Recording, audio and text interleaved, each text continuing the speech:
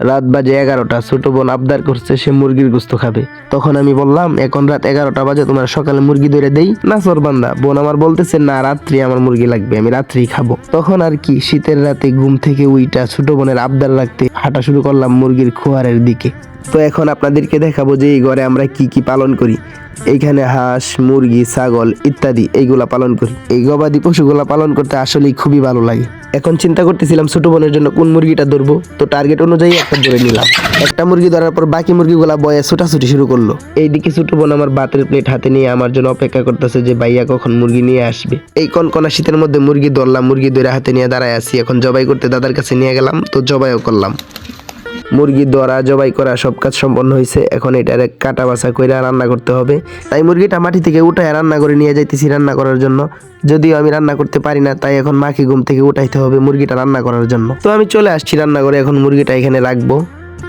এইদিকে ছোট্ট বোন আমার মুরগির জন্য অপেক্ষা করতে করতে সাদা বাতি খাওয়া শুরু করে দিছে। এইদিকে আমার বোনের সময় যেন যাইতে আসে না, সময় পার হইতেছে না। একদম অপেক্ষা করতে করতে বোরিং হয়ে গেছে, একদম ক্লান্ত প্রায়।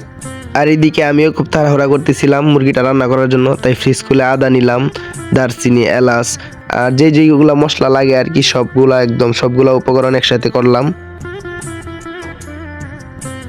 এই যে গাইস, এই মুরগিটা এখন রান্না করা হবে। এখন আমার মা খুব তাড়াতাড়ি মুরগিটা কাটা বাছা করতেছে রান্না করার জন্য।